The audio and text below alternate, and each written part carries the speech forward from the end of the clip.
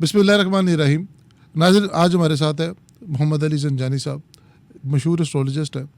आज इनसे हम कुछ चुभते हुए सवालात करेंगे, कुछ ऐसे शक हैं जो दूर करेंगे, कुछ ऐसी मिथ्स हैं जो दूर करने की कोशिश करेंगे। अली ज़ंजानी साहब, सबसे पहले आपका बहुत शुक्रिया टाइम निकालने का। ज़ंजानी साहब, हमारे पास काफ़ी उलमाए दीन आते हैं, स्कॉलर्स आते हैं, उनके मुताबिक एस्ट्रोलॉजी एक शिर्क है। आप इसके बारे में क्या कहेंगे? बहुत शुक्रिया आसिम साहब आपका।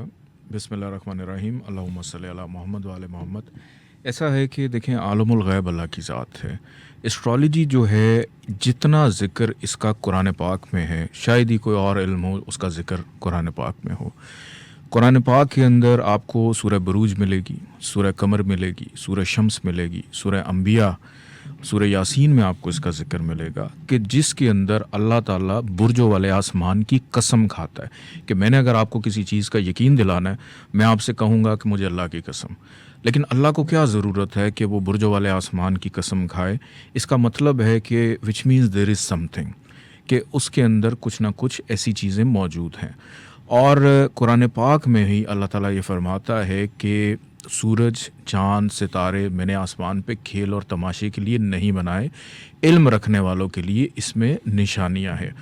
हमारा चूँकि इंडिया, पाकिस्तान, हम एक बहुत अरसा इकट्ठे रहे, यहाँ पे ये इल्म लेके आने वाला ही अलबेरूनी है, सिखाने वाला अलबेरूनी है, बताने वाला अलबेरूनी है।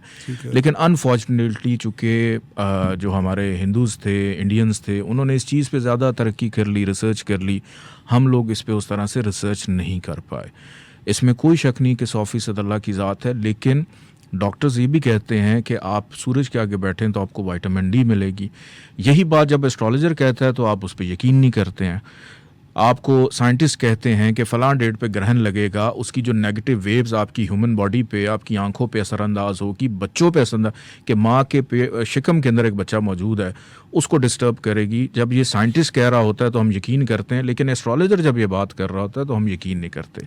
इसका मतलब है कि हमने इस पर ज़्यादा रिसर्च नहीं की। एस्ट्रोलॉजी का कतन ताल्लुक किसी को प्रूव करना नहीं है, सिर्फ ये आपकी लाइफ की नेविगेशन है। कि एक दौर था जब हमारे पास गूगल मैप नहीं था।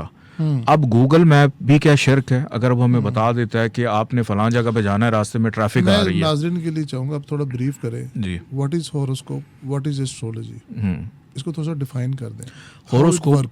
हॉरोस्कोप एक इटालियन वर्ड है कि एक ज़माने में इटालियंस जो थे, किसी भी मरीज़ को जब वो एक पर्ची के ऊपर उसका डायग्नोज करके उसको दवाई, रेमेडीज़ लिख के देते थे, तो वो इटालियन के अंदर उसको होरो कहते थे। और उसको मज़ीद अगर आपने तशख़ीस करवानी हो तो साथ होरोस्कोप का वर्ड ऐड हो गया।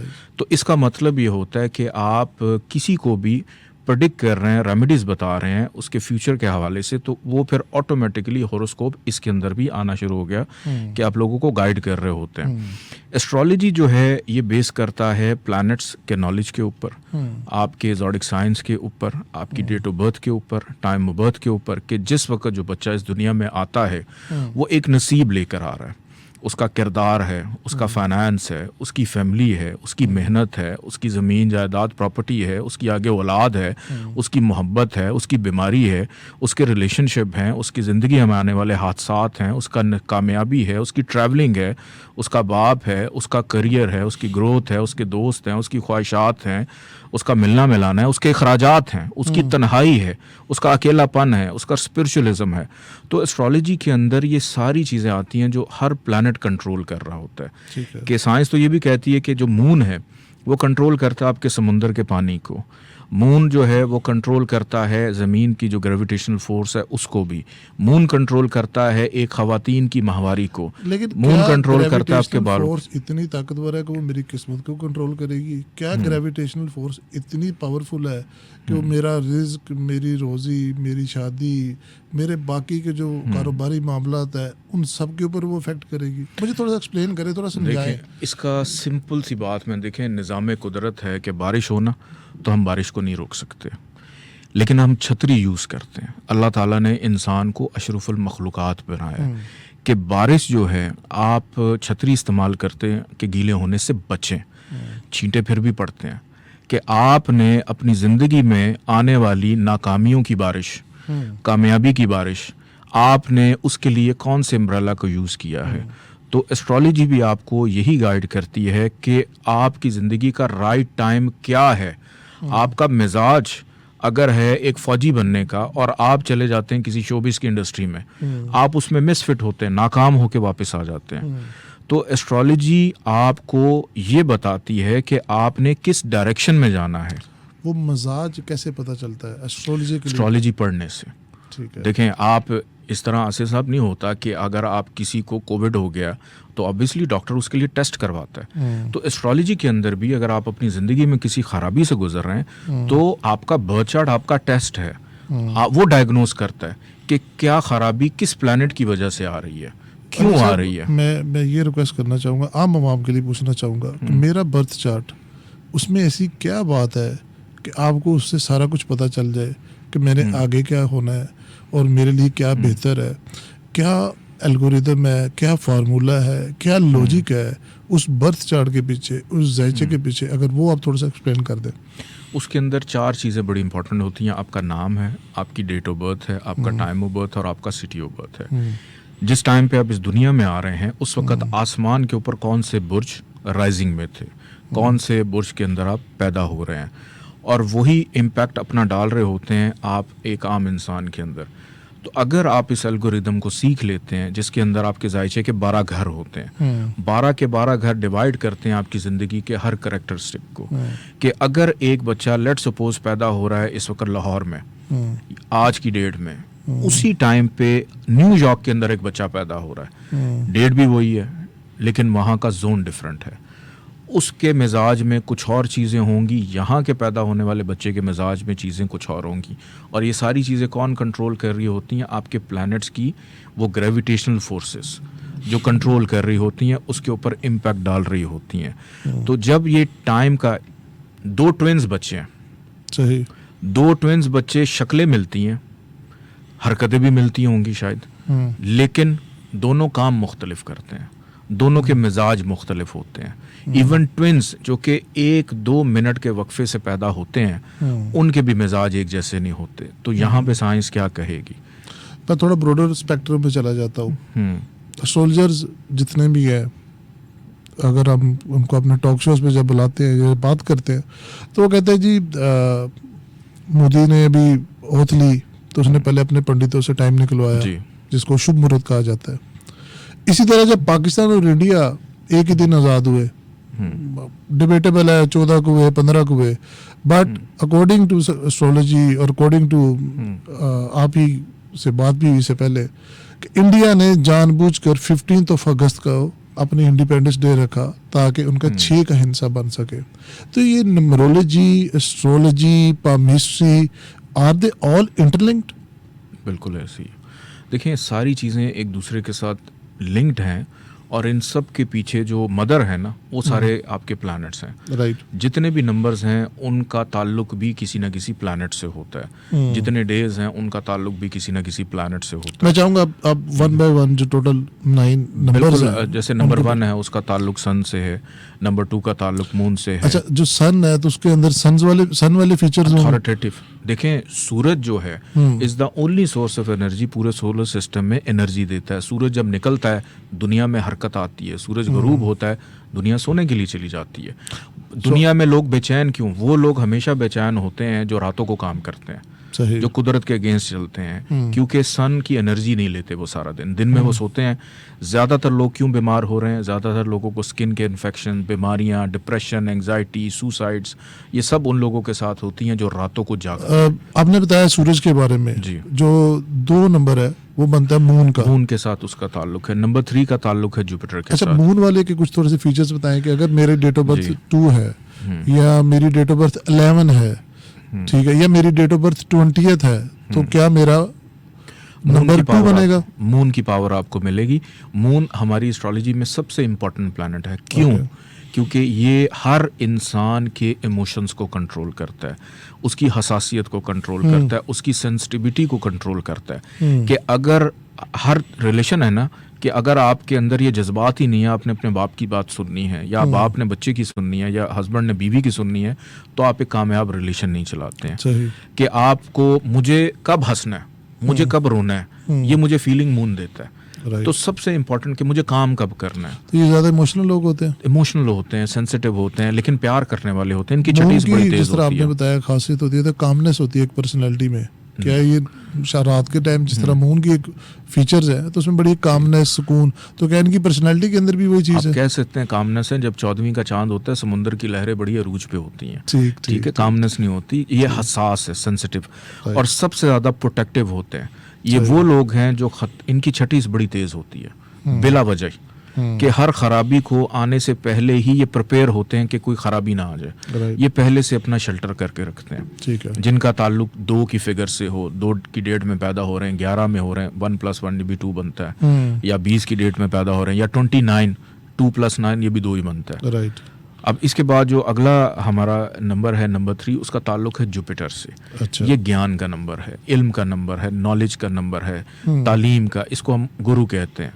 तो जो उस्ताद टीचर्स कहते हैं, जो teachers लेक्चरर्स हैं, उनका मोस्टली ये नंबर, सिखाने वाले, बताने वाले, ओके। स्कॉलर्स होते हैं, चाहे वो मजहबी हों, चाहे वो मोटिवेशनल हों, उनसे इसका ताल्लुक है। और एक औरत के लिए अज़दवाजी ज़िंदगी का सुख भी नंबर 3 से देखते हैं, जुपिटर से उसका ताल्लुक मतलब होता है। कि एक औरत, एक लड़की है ना, वो जब छोटी होगी ना, उसकी बाप से जो मोहब्बत है वो जुपिटर से हम देखते हैं। फिर बड़ी होती है तो उसकी मोहब्बत बाप की जगह शौहर बन जाती है। सही। तो अगर उसके जायचे में जुपिटर कहीं पे ख़राब होगा ना, ये 3 की फिगर ख़राब होगी, तो उसको मैरिटल लाइफ में इश्यूज आएंगे। राइट। तो उसकी रेमेडीज हम पहले से कर सकते हैं। ओके। फिर उसके बाद नंबर 4 की अगर बात की जाए तो ये केतु का नंबर है, कि नंबर 4 जो है, मैंने सुना है इसको इतना अप्रिशिएट नहीं किया जाता। ये असल में ना गड़बड़ पैदा करता है, एडिक्शन पैदा करता है, सेंसिटिविटी पैदा करता है।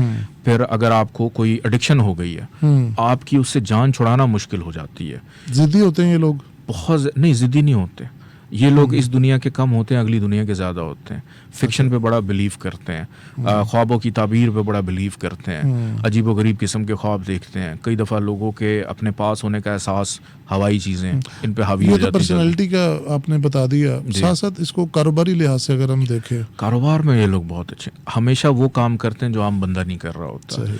वो काम कर रहे होते हैं जो नया होता है, यूनिक होता है, डिफरेंट होता है। हमेशा ये वो काम कर रहे होते हैं कि इनकी शनाख्त मुख्तलिफ रहे। अच्छा, मैंने अक्सर सुना है कि जो कारोबार के भी जो नाम होते हैं, और आपके पास अक्सर स्टार्स आते हैं, जिस तरह मुझे पता है सोनू निगम साहब ने आपसे रब्ता किया, बाकी लोगों ने भी किया, नाम के अंदर कई बार एक एक्स्ट्रा वर्ड ऐड करवा देते हैं, एक माइनस करा देते हैं। वो न्यूमरोलॉजी के पॉइंट ऑफ व्यू से करवाते हैं? देखें, ये आता है कि how to make your name lucky. Okay. नाम के बड़े इम्पैक्ट होते हैं।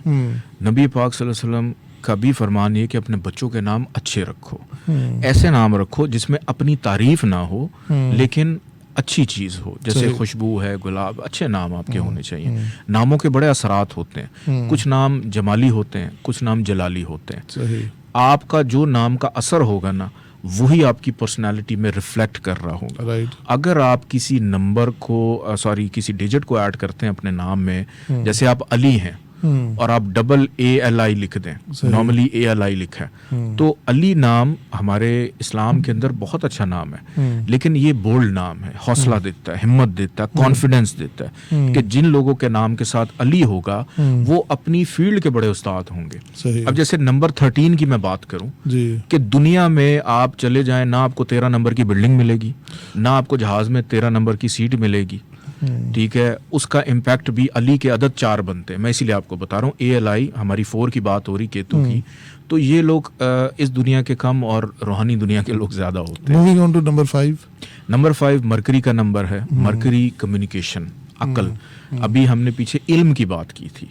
देखें, अगर आपके पास इल्म है और अकल नहीं है, आपको पता ही नहीं आपने नॉलेज को यूज कैसे करना है। सही। अगर आपके पास अकल है और इल्म नहीं है, तो फिर आपकी अकल भी किसी काम की नहीं। तो 3 और 5 का आपस में बड़ा गहरा ताल्लुक होता है। सही। ये मार्केटिंग का नंबर है, ये कम्युनिकेशन का नंबर है, ये मीडिया का नंबर है। मैं आप बोल रहा हूँ, आप मुझे सुन रहे हैं, हमारा पॉडकास्ट चल रहा है, इसका नंबर भी 5 है। इस टेक्नोलॉजी का नंबर 5 है, जिस टेक्नोलॉजी के अंदर बैठे हम लोग काम कर रहे हैं। तो जहाँ पे नंबर 5 आता है, वो लोग बहुत एक्टिव होते हैं। वो दिन हो रात हो काम करते रहते हैं, बोलते रहते हैं, रिसर्च करते हैं, कुछ ना कुछ नया सीखते हैं, हाजिर जवाब होते हैं। मैं अक्सर सुनता हूँ लक्ष्मी, पैसा, जी, 5 नंबरों तक अभी हम आए हैं। मुझे बताइएगा इन पांचों नंबरों में सबसे ज़्यादा पैसा, सबसे ज़्यादा शोहरत इन पांचों नंबरों में से किस नंबर के अकॉर्डिंग आती है? 5 नंबर तक हम लोगों ने गुफ्तगू की है। नंबर 3 जो जुपिटर है ना, जैसे किसी ना किसी चीज़ को कोई कंट्रोल करता है, जैसे विटामिन डी को कंट्रोल करता है सन, राइट। पैसा, करेंसी, इसको कंट्रोल करता है जुपिटर, नंबर 3। ओके। कि अगर आपके जायचे में ये अच्छा है, शोहरत की मैं बात नहीं कर रहा, वो 5 के बाद है। सही। तो 3 नंबर जो है वो कंट्रोल करता है पैसा, यानी जिन लोगों के जायचे में या उनकी डेट ऑफ बर्थ में 3 की पावर बहुत अच्छी हो, तो उन लोगों के पास पैसा आता है और रुकता है, सेव होता है, कि अगर खर्च भी हो रहा हो तो उनकी सेविंग डिस्टर्ब नहीं होती। Moving on to number 6। Number 6 ये वीनस का नंबर है, शोहरत, फेम, चाहे वो अच्छी चीज़ में मिल जाए, चाहे वो किसी बुरी चीज़ में मिल जाए, लेकिन शोहरत ज़रूर देता है।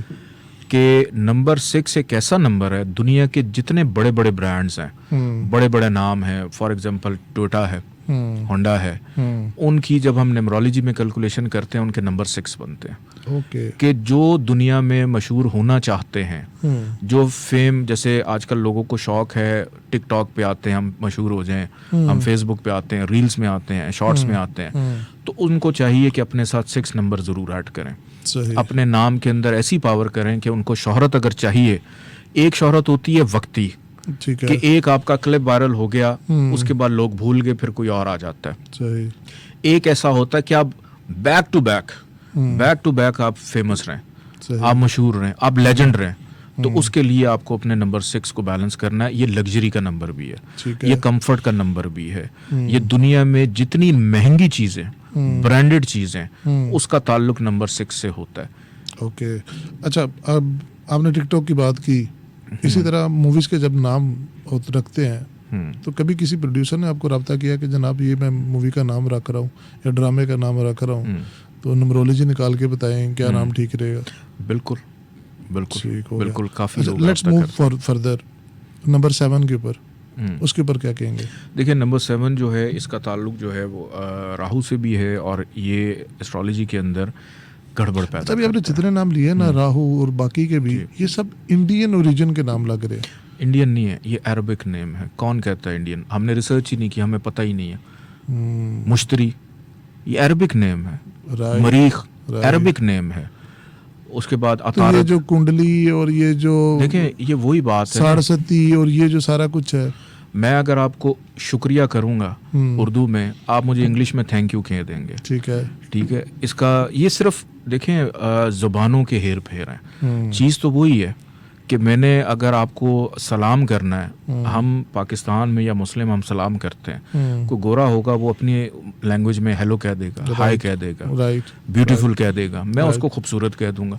ये सिर्फ लैंग्वेजेस के बैरियर्स हैं, ठीक हो गया, और कोई इसमें नहीं चीज़। तो नंबर 7 के बारे में आप बता रहे थे। ये नंबर जो है ना, ये क्या कहते हैं, ये ताख़ीर देता है, डिले देता है, गड़बड़ देता है, रुकावटें देता है। अगर किसी के जायचे में अच्छा हो जाए, किसी की डेट ऑफ बर्थ के मुताबिक सपोर्टिव हो जाए, तो फिर यही काफ़ी है। और इसको वैसे भी कई दफ़ा हम कहते हैं स्पिरिचुअल नंबर है, क्योंकि हफ्ते के 7 दिन हैं, ये दुनिया भी 7 दिनों में बनी है, तो 7 नंबर्स का एक अपना इम्पैक्ट है, ये अपना ही इम्पैक्ट देता है। लेकिन अगर ये तंग करने पे आ जाए, तो फिर ये आपको अर्श से भी फर्श पे ले आता है। आप जितनी मर्जी मेहनत करें, प्रॉब्लम आती है। तो नॉर्मली 7 नंबर के अंडर हमें स्पिरिचुअल काम करने चाहिए। इसका ताल्लुक थर्सडे के साथ भी है कि थर्सडे वाले दिन हमें कोई ना कोई रेमेडीज़ करनी चाहिए, सदका खैरात करना चाहिए। तो 7 नंबर ज़्यादातर रेमेडीज़ मांगता है। नंबर 8 सैटर्न का नंबर है। ये साल भी 8 का है। सैटर्न मौलम से आ रहा है। यस और नो फैसला अगर किसी के हक़ में देना फ़ौरन कर देगा, अगर किसी को सज़ा देनी है। और 8 नंबर की हकीकत आपको, जैसे एक जज होता है ना, एक अदालत लगी और उसमें जज 2 पार्टियों के दरमियान फ़ैसला करे, जिसकी फेवर में होगा वो कहेगी जज बहुत अच्छा है, जिसके अगेंस्ट होगा कहेगी जज बहुत बुरा है। तो इन लोगों के दोस्त भी होते हैं, दुश्मन भी होते हैं, और ये सर्द मोहर होता है कि ऐसे लोग जिनकी डेट ऑफ बर्थ 8 से शुरू हो, उनका को 8 का अमल दखल हो, ये लोग अलग थलग रहते हैं। ये लोगों में ज़्यादा घुलते मिलते नहीं, लेकिन होते खल्के खुदा की खिदमत में आगे किसी को भी ज़रूरत होगी, मेहनत के बाद उसकी ज़रूरत पूरी करेंगे और साइड पे हो जाएंगे, जताते नहीं हैं।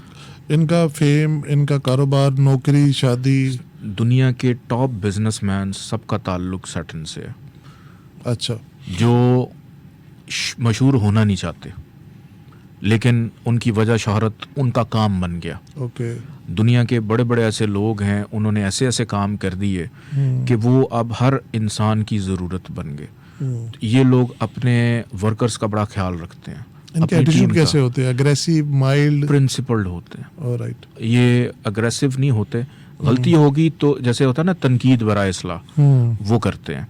What about number 9? Number 9 Mars का नंबर, जंगो जदल का स्यारा, लड़ाई झगड़े का स्यारा। और देखें मैं आपको एक बात बताऊं, इसको हम कहते हैं इसका ताल्लुक फौज से भी है, इसका ताल्लुक जो है वो क्राइम से भी होता है, लड़ाई झगड़ा कराता है। तो जहाँ लड़ाई झगड़ा होगा उसे आम तरीके से हम बुरा नहीं समझेंगे, लेकिन एक लड़ाई होती तहफ़्फ़ुज़ के लिए, सही। एक लड़ाई होती सिक्योरिटी के लिए। ये सिक्योरिटी का भी नंबर है। ओके। देखें एक फौजी जो है, इसका ये मतलब नहीं कि फ़ौज में है तो वो लड़ेगा। वो प्रिंसिपल्ड है, वो सुबह 4 बजे उठता है, अपनी ड्यूटी देता है और अपने फारिग टाइम में वो रेस्ट भी करता है, अपनी जिम्मेदारियों को पूरा करता है। तो ये बोल्डनेस का नंबर है, ये इंसान की ज़िंदगी में असूल पैदा करता है। आपने ज़ंजानी साहब फ़ौज की बात की, आपने वॉर की बात की, जंगो जदल की बात की। हमारे सिपा सलार जनरल आसिम मुनीर साहब, कभी इत्तेफाक हुआ उनका जायचा निकालने का, देखने का कि जी कैसा जायचा है उनका? बिल्कुल, जब वो आर्मी चीफ बन रहे थे तो उनका जायचा बिल्कुल देखा था और उनका जायचा काफ़ी स्ट्रांग है, बहुत अच्छा उनका जायचा। लेकिन अक्टूबर से ना उनके जायचे में कुछ प्लैनेट्स की पोजीशन ख़राब है। उनको अपनी सिक्योरिटी अक्टूबर 2023 से या 24 से, ये जो आने वाला अक्टूबर है, उसके बाद से ना उनके जायचे में कुछ प्लैनेट्स की पोजीशन 3 महीने के लिए बड़ी ख़राब बन रही है। तो उसमें उनको अपनी एक्टिविटीज़, अपनी सिक्योरिटी, इन चीज़ों पे ज़रा नज़रसानी करनी होगी, उसको रीशेड्यूल करना होगा। एहतियात कर्स है। अल्लाह पाक उनको से ज़िंदगी दे। हमारे आर्मी चीफ़ हैं, पाकिस्तान की मईशत के लिए बड़ा कलीदी किरदार अदा कर रहे हैं। मैं उसी वाले से पूछना चाह रहा था कि आपने उनका जायचा देखा, स्टडी किया होगा, एज अ इंडिविजुअल उनका इम्पैक्ट कितना है पाकिस्तान के? बड़ा स्ट्रॉन्ग जायचा उनका।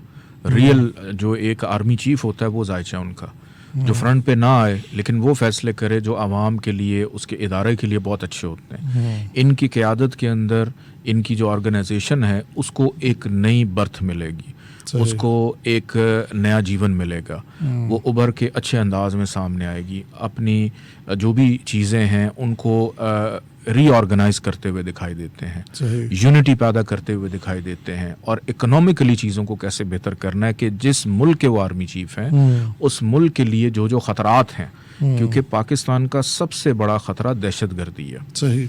जो कि फेस करना पड़ रहा है जब से पाकिस्तान बना है, और पिछले 30-40 सालों में तो बहुत ज़्यादा रहा है। तो इसके ऊपर बहुत ज़्यादा वर्किंग करेंगे और सही जो आर्मी चीफ हैं अपने जायचे के मुताबिक एक स्ट्रॉन्ग आर्मी। अच्छा, बाकी चीज़ें हम बाद में डिस्कस करेंगे। मुझे बताइएगा, शहबाज शरीफ, नवाज शरीफ, मरीम नवाज, इनका भी अपना जायचा निकाला होगा। सो इनमें से सबसे ज़्यादा स्ट्रॉन्गर जायचा किसका है as a leader, as someone who can deliver more for Pakistan? देखें, इन तीनों की अगर बात करें, इस फैमिली की अगर बात करें, तो उसमें सबसे स्ट्रॉन्ग जायचा नवाज शरीफ साहब का ही है। अच्छा। वो हमेशा से रहा है पाकिस्तान के खुशकिस्मत तरीन आदमियों में से एक आदमी है जो 3 दफ़ा पाकिस्तान के वज़ीर आज़म रहे हैं। अच्छा। और मेरी ये प्रेडिक्शन थी कि जब तक नवाज शरीफ साहब हयात हैं तब तक शहबाज शरीफ साहब वज़ीर आज़म नहीं बनेंगे। सही। अब बहुत सारे लोगों ने कहा कि नवाज शरीफ साहब भी हयात हैं, उनके भाई वज़ीर आज़म बन गया, आपकी प्रेडिक्शन कहाँ पे गई? तो मैंने उनसे ये कहा कि जब तक वो सियासी हयात हैं, क्योंकि वो पाकिस्तान में थे नहीं, मुल्क से बाहर थे, और इस वजह से और कोई फ्रंट पे नहीं आ सकता था। शहबाज शरीफ साहब के अंदर एज आ CM क्वालिटीज़ नो डाउट अच्छी रही होंगी, लेकिन एज आ प्राइम मिनिस्टर उनके अंदर वो क्वालिटीज़ नहीं है, और इवन मरियम के अंदर भी नहीं है। ठीक हो गया। उनका जायचा भी इतना स्ट्रांग नहीं जितना उनके वालिद का। किसी आपको मिनिस्टर ने या कभी वज़ीर आज़म आपसे कॉल आई हो कि जनाब हमें कोई रेमेडीज बताएं, हमें कुछ सदके बताएं, क्योंकि जितनी प्रॉब्लम्स के अंदर पाकिस्तान है तो सदके से काम चल सकता है, बाकी चीज़ें तो जो है वो फेल होती जा रही हैं। तो कभी किस तरह की कॉल्स वगैरह आई, कभी कोई इस तरह की चीज़ें बताई आपने? बिल्कुल, इस किस्म की कॉल्स आती हैं, लेकिन ज़ाती हैसियत तक होती हैं। मुल्की हैसियत के ऊपर जो है कुछ रेमेडीज़ बताई जाती हैं, लेकिन उस पर अमल नहीं होता, उसका दुख होता है। कोई एक ऐसी रेमेडी जो आप हमारे प्लेटफॉर्म से बताना चाहें कि ये काम आप करें? फॉर एग्जांपल देखिए, सदका खैरात तो हर बंदा उसको बिलीव करता है, बट एनीथिंग एल्स जो आप बताना चाहेंगे ये करें तो हमारे यहाँ जो एक एग्रेसिवनेस है सोसाइटी के अंदर, जो हमारे मोरल्स डाउन है, वो कुछ उसके अंदर अपलिफ्टिंग हो जाए बाय योर साइंस? एक रेमेडी अगर कर लेना, देखें सदका एक ऐसी चीज़ है जो हर इंसान के ऊपर वाजिब है कि वो अपनी जान और माल का सदका दे। राइट। और कुरान पाक के अंदर भी अल्लाह ताला ये फरमाते हैं कि नमाज कायम करो और कुर्बानी दो। सही। ठीक है, तो यहाँ पर पाकिस्तान जब आज़ाद हुआ था, पाकिस्तान का असेंडेंट एरीज़ है। सही। एरीज़ का ताल्लुक है मार्स के साथ। सही। मार्स अभी हम डिस्कस करके आए हैं कि ये जंगो जदल का भी सियारा है। ये इसका ताल्लुक ब्लड से भी है, खून की जो हमारी सर्कुलेशन है उससे इसका ताल्लुक है। दिन इससे मंसूब है मंगल। तो पाकिस्तान जब से बना है ये जमहूरी नहीं है, सही। ये अस्करी मुल्क है। और दोबारा पाकिस्तान, रिपीट कीजिएगा। आप ये कह रहे हैं कि जो पाकिस्तान का ज़ायचा है जी वो जमहूरी नहीं, वो अस्करी है। बिल्कुल, पाकिस्तान का असेंडेंट एरीज़ है। अच्छा। तो पाकिस्तान जो, मैं आपको उसकी आगे वजह और भी बताता हूँ कि पाकिस्तान के अंदर कभी भी जमहूरियत फल फूल नहीं सकती है, क्योंकि एरीज़ उसका रूलिंग प्लानट है। तो हमेशा यहाँ पे हमारा जो अस्करी के इदारे हैं वो हमेशा हावी रहेंगे। पाकिस्तान के अंदर जितने भी मार्शल लगे अभी तक, सारे के सारे मार्शल कब लगे हैं? मंगल के दिन। आप हिस्ट्री उठा के देख लें, पाकिस्तान में लगने वाला हर मार्शल मंगल के दिन लगा। ट्यूसडे का दिन, मंगल का दिन एक ऐसा दिन है जिसने पाकिस्तान की आने वाली जितनी भी 5, 6, 10 साल होते हैं उसको, अब तो हिस्ट्री हो गई, उसको तब्दील कर देता है। सही। पाकिस्तान में जितने बड़े बड़े इवेंट हुए हैं, अभी आजकल वर्ल्ड कप चल रहा है, श्रीलंकन टीम पे अटैक होता है लाहौर में, मंगल का दिन है।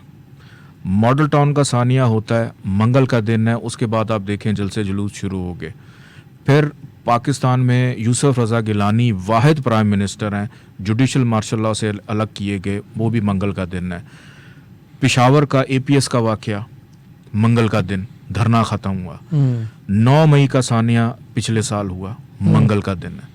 कि पाकिस्तान में जितने बड़े बड़े वाक़यात होते हैं जो पाकिस्तान की सियासत को, हालात को तब्दील करते हैं, वो सब मंगल। अब इसकी वजह बता देता हूँ। पाकिस्तान वाहिद दुनिया का इस्लामिक मुल्क है जहाँ पे मंगल और बुध 2 दिन ज़िबा खाने बंद होते हैं, कुर्बानी नहीं होती, बंदिश है, गोश्त का नागा होता है। गोश्त का नागा होता है।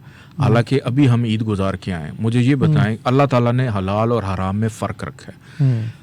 क्या कभी ऐसा हुआ है कि ये जो कुतिया है कितने बच्चे देती है? दर्जन, 2 दर्जन, बहुत ज़्यादा बच्चे देती है। बकरा जो है वो 1 या 2 बच्चे देता है। लेकिन हर साल जब ईद कुर्बान आती है हमारे यहाँ पे लाइनें लगी होती। तो अल्लाह ने हलाल और हराम में फ़र्क रखा हुआ है। जब तक पाकिस्तान में आप चाहे हफ्ते के 6 दिन नागा कर लें, लेकिन मंगल वाले दिन आप कुर्बानी पे बंदिश मत लगाएं। अगर पाकिस्तान में मंगल वाले दिन बकरे ज़िबा नहीं होंगे तो इंसान ज़िबा होंगे, खून ये मांगता है। चले moving on to the other topics. आपने 9वीं की बात की, इमरान खान जेल से कब आ रहे बाहर? इमरान खान के जायचे के अंदर पहली बात तो ये कि मुझे कैद नज़र नहीं आती। अच्छा। और या तो वो अब अपनी मर्जी से बैठे हुए हैं, क्योंकि तो कह रहे हैं कि वो शो के अंदर बैठे हुए हैं, वो अपनी मर्जी से अंदर बैठे हैं। उनको अक्टूबर से पहले बहरहाल बाहर आ जाएंगे, लेकिन उनके जायचे के अंदर वो कैद नज़र नहीं आती जिस तरह की कैद होती है। अच्छा। क्योंकि वो अपने ख़राब दौर से गुजर ही नहीं रहे, कि वो अपने सेफ जोन में है। कुछ खबरें आई थी, आप पिंडी में रहते हैं, आपसे मुलाकात हुई बुशरा बीबी की। ये कैसा आपके साथ कैसा वैसे इंटरेक्शन रहा उनका, कुछ बताएंगे उसके बारे में? उसमें आसिम साहब ऐसा है कि हमारी फील्ड ऐसी है कि जिसमें ना कुछ चीज़ों की ना प्राइवेसी होती है। सही। तो और बहुत सारे लोगों से मुलाकातें रहती हैं, सबके लिए नेक तमन्ना। ठीक हो गया, मैं आई रिस्पेक्ट योर प्राइवेसी। मैं नाजरीन के लिए कुछ बड़े सवाल आता है। स्टोन्स के बारे में बताएं। आप लोग रिकमेंड करते हैं कि स्टोन्स पहनने चाहिए। मुझे एक अच्छा स्टोन लगता है तो क्या मैं वैसे उठा के पहन लूँ? मैंने अक्सर सुना है जी पूछ के आपको पहनना चाहिए। किससे पूछें? आजकल तो ये नहीं पता चलता कि जाली कौन सा है, असली कौन सा है। तो ये थोड़ा सा इसके बारे में बताइए कि स्टोन्स और ये इसकी क्या साइकोलॉजी सारी। देखें, कभी भी बगैर पूछे स्टोन मत पहने। आपने अगर स्टोन पहनना है तो अपना जायचा पहले बनवाएं। अच्छा। उसके मुताबिक जो स्टोन आपको सूट करते हैं वो स्टोन आप लेकर पहने। अगर आप अपने जायचे के मुताबिक को एंटी स्टोन पहन लेंगे प्रॉब्लम देगा। उसकी वजह ये, हर इंसान का हाले नूर है। उस हाले नूर में 7 रंग होते हैं। सही। उसमें कमी या ज़्यादती हो जाए तो आपकी बॉडी, आपके मिजाज में चीज़ें डिसबैलेंस होना शुरू हो जाती है। स्टोन बेसिकली ट्रांसमीटर का काम करता है। स्टोन पहनने के बाद कुछ जादू या चमत्कार नहीं होता। ये आपका ट्रांसमीटर है कि आपकी बॉडी में जहाँ जहाँ पे सुराख हैं आप डिसबैलेंस हैं, ये उसको सिर्फ बैलेंस करता है, Okay. बैक एंड पे काम। आप सो भी जाएं, ये 24 घंटे अपना काम करता रहेगा। जैसे लाइट चली जाती है, यूपीएस चल रहा होता है, तो ये बेसिकली एक ह्यूमन बॉडी का यूपीएस है, आपको एनर्जी देता है, आपकी वीकनेसेस को दूर करता है। और पाकिस्तान की मार्केट के अंदर स्टोन्स को अच्छी लेबॉर्ट्री से भी मैंने बहुत सारे स्टोन्स चेक कराए हैं, वहाँ से भी रिपोर्ट अच्छी नहीं मिलती है। तो क्या हल है, किस तरह से काम आदमी उसके पहचान लिए करे? देखें, उसके लिए ये है कि बेहतर है कि आप किसी मुस्तनद इदारे से रब्ता करें, किसी ऐसे शख्स से रब्ता करें जो इस फील्ड के अंदर माहिर हो, वो आपको बताएगा। देखें, जोहरी जो है ना, नगीने को देख के पहचान जाता है, ये बात ठीक है। उसको उसके लिए तालीम की जरूरत नहीं, जानी तजर्बा। साहब, स्टोन के बाद जो दूसरा सवाल बहुत ज़्यादा पूछा जाता है, सर्च किया जाता है, पैसा कैसे कमाया जाए? इसके लिए दो चीज़ें मैं आपको बता देता हूँ। देखिए, पैसा हर कोई कमा रहा होता है, पैसा आता ज़रूर है लेकिन रुकता नहीं है, सेव नहीं होता। सबसे आसान रेमेडी ये कि आप या तो लाल रंग का वॉलेट रखें अपने पास, या लेडीज़ रेड कलर का पर्स रखें, या कोई थैली होती है जैसे हमारी दादियों के पास होती थी, उस लाल रंग की थैली में अगर आप पैसे रखेंगे तो कभी ख़त्म नहीं होंगे। सही। और हर महीने आदत बनाएं कि जब भी आपको सैलरी मिले या जो भी आप कमाते हैं, उसमें से 11 रुपए का चेक काट के या 11 रुपए आप अपने लॉकर में, अपने सेफ में, अपनी तिजोरी में सबसे पहले 11 रुपए निकालें। सही। और फिर आप अगले महीने खुद चेक करें आपकी इनकम में या सेविंग में कम से कम इजाफा हुआ होगा। 90% लोगों को प्रॉब्लम पैसा कमाने में नहीं है, सही। पैसा सेव नहीं होता। महंगाई इतनी हो गई है, सेविंग नहीं हो पाती। तो ये दो चीज़ें बड़ी इंपॉर्टेंट हैं इसके लिए। कोई वज़ाइफ? और सबसे अच्छा अल्लाह ताला का नाम है या रज़ाको, और सूरह कदर, कि सूरह कदर इन्ना अंज़लनाहु फ़ी लैलतिल कदर, ये इतनी खूबसूरत कुरान की सूरह है कि अगर आप इसको 27 दफ़ा रोज़ाना पढ़ना शुरू कर दें और अगले साल गारंटीड, मैं कह रहा हूँ, आपका पैसा बढ़ेगा, ख़त्म नहीं होगा। जानी साहब, इसके अलावा जो दूसरा बड़ा इशू है वो है जिनकी शादी हो चुकी थी उनकी शादी के बाद के मसाइल, और जिनकी शादी नहीं होती उनको शादी के मसाइल। हमारे साथ वाले मुल्क में शुभ मुहूर्त निकाले जाते हैं, कुंडलियाँ निकाली जाती है। अगेन आपने इसको एक्सप्लेन कर दिया कि नामों का फ़र्क है। आप भी इसमें कुछ हेल्प आउट करते हैं लोगों को? आपके पास लोग आते हैं शादी का टाइम निकलवाने के लिए, या आप बताते हैं शादी के लिए? कुछ इसके ऊपर ज़रा गाइड कीजिए। देखिए, वहाँ शुभ मुहूर्त कहते हैं, हम मैच मेकिंग कह देते हैं, हम कंपैटिबिलिटी कह देते हैं। और बिल्कुल अब बहुत ज़्यादा लोगों में जो है अवेयरनेस आ चुकी है कि कहीं पे भी कोई रिश्ता करते हैं तो उसके लिए इस्तिखारा हो या जायचा हो, उस हवाले से लोग बिल्कुल पूछते हैं। और इसमें टाइम बहुत ज़्यादा मैटर करता है। The time when you are getting married बहुत ज़्यादा मैटर करता है, हर चीज़ में करता है। आपने कोई काम शुरू करना है, उसमें भी टाइम मैटर करता है। आपने किसी से ताल्लुक़ जोड़ना है, उसमें टाइम मैटर करता है। आपने किसी से दोस्ती करनी है, आपने मोहब्बत करनी है, आपने पढ़ाई शुरू करनी है, आपने वज़ाइफ शुरू करने हैं। ऐसा क्या होता है कि एक वजीफ़ा पढ़ रहे हैं, चंद दिन के बाद आप छोड़ देते हैं, दिलचस्पी ख़त्म हो जाती है। सही। तो इसी तरह आपकी रिलेशन में भी दिलचस्पी ख़त्म हो जाती है सही। अगर अच्छे टाइम पे आप शुरू ना करें। मून की अभी मैंने बात की, मून बहुत ज़्यादा अहमियत रखता है किसी भी कंपैटिबिलिटी को देखने के लिए। सही। अच्छा, शादी की बात हो रही है, एक दो प्रेडिक्शंस हमारे नाजरीन के लिए भी कर दे। हमारे एक बड़ी फेमस पर्सनैलिटी है बाबर आजम, फिर दूसरी एक सियासतदान है बहुत फेमस, बिलावल भुट्टो। इनकी शादियों के बारे में हर रोज़ अफवाहें चल रही होती हैं। आपकी वैसे क्या प्रेडिक्शन है? बाबर आजम तो उम्मीद है कि साल के एंड में या नेक्स्ट ईयर शादी कर लेंगे, उनके जायचे के मुताबिक अगर देखा जाए, या हो सकता है 50% कर ली हो उन्होंने। अच्छा। मैं इस हद तक देखता हूँ कि वो शादी के बहुत करीब हैं। सही। और उनके लिए शादी करना ज़रूरी भी है अगर उन्होंने अपने करियर को बचाना है। अपने नसीब के साथ एक नसीब को जोड़ना बड़ा ज़रूरी है उनके लिए। वो उनकी बीवी से वो जो उनकी कमी है वो उनकी पूरी हो जाएगी। राइट। जहाँ तक बिलावल की बात है तो देखें, बिलावल के लिए हमेशा मैं ये कहता हूँ, जिस दिन शेख रशीद साहब शादी कर लेंगे उस दिन बिलावल भी शादी कर लेगा, क्योंकि अभी 2028 तक इसका सियासी करियर और शादी के हवाले से मामलात में भी डिलेज है। अच्छा जानी साहब, बहुत शुक्रिया, बहुत डिटेल में आपने हमारे नाज़रीन को बताया। देखिए नाज़रीन, हर बंदे का एक सोचने का स्टाइल होता है। कुछ चीज़ें आपको पसंद होती है, कुछ आपको नहीं पसंद होती।